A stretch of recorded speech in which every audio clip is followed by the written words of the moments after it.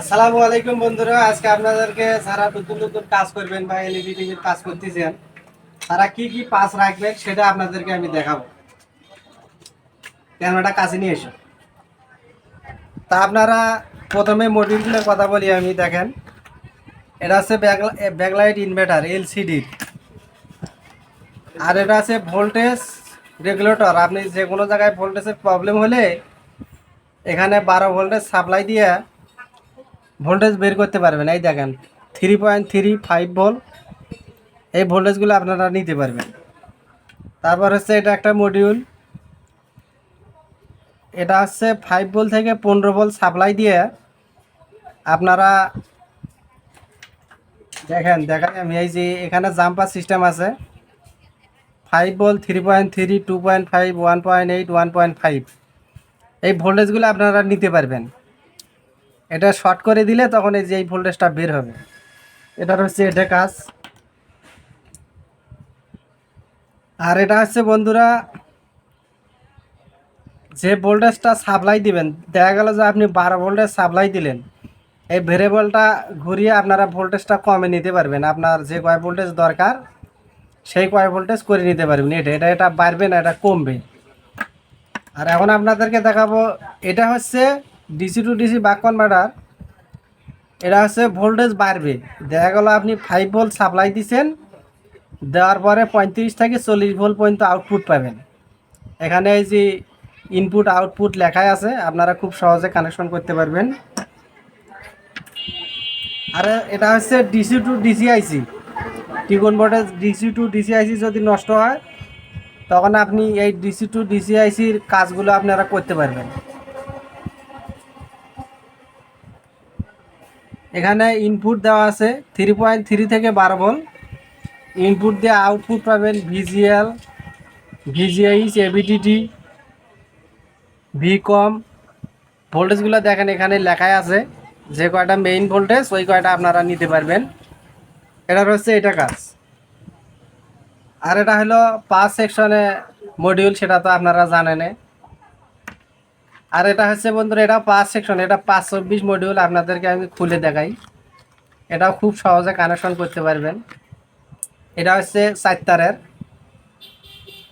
Main ফিল্টারের হচ্ছে plus minus, আর secondary সাইডের ডায়োডের পরে হচ্ছে প্লাস মাইনাস, এই তার দুটা। তা আমার আশেপাশে যদি কেউ এগুলা পাস নিতে চান নিতে পারবেন। অনেকে পাসগুলো এগুলো খোঁজে পায় না, আর এগুলো সব জায়গায় পাওয়া যায়। আর হচ্ছে বন্ধুরা, এটা হচ্ছে টিকন বোর্ড, 32 ইঞ্চি টিকন বোর্ড এটা থাকে। তো এই পাসগুলো থাকলে আপনার কি হবে, খুব সহজে কাজগুলো করতে পারবেন।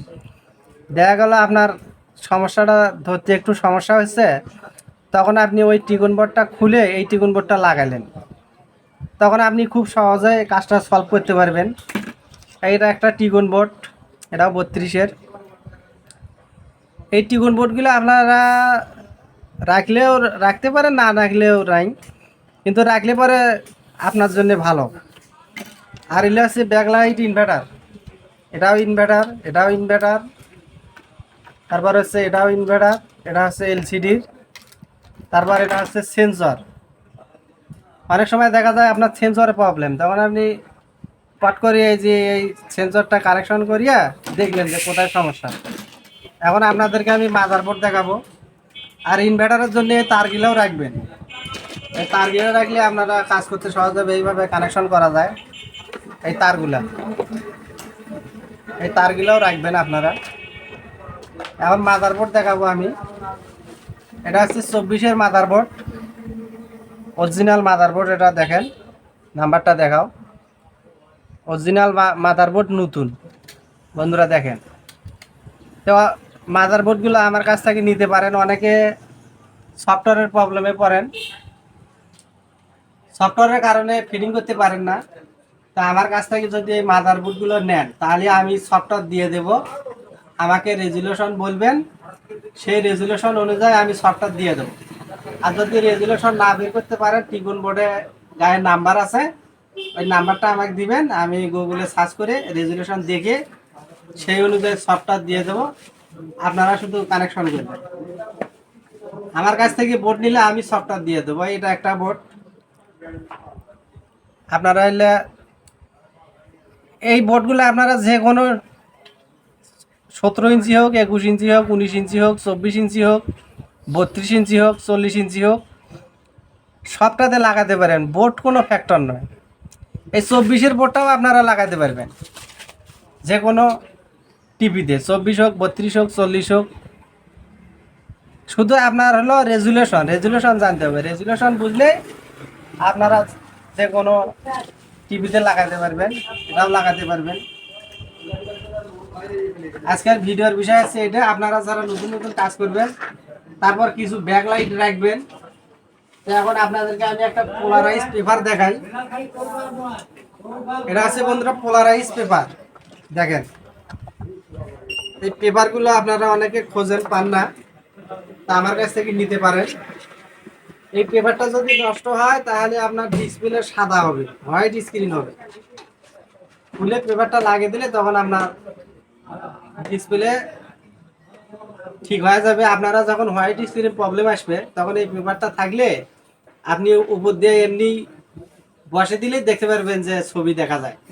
এরকমও দেখছি আমি ট্রাই করছি যে ছবি দেখা যায়। তখন আপনি শিওর হতে পারেন যে হোয়াইট স্ক্রিন কিসের কারণে হয়। এটার কারণেও কিন্তু হোয়াইট স্ক্রিন হয়। যারা কাজ করেন তারা কিন্তু জানেন। তা বন্ধুরা, আমার চ্যানেলটা সাবস্ক্রাইব করবেন, লাইক কমেন্ট শেয়ার করবেন। কোনো কিছু যদি জানার থাকে কমেন্টে জানাবেন। ভিডিওটা দেখার জন্য থ্যাংক ইউ, ধন্যবাদ বন্ধুরা।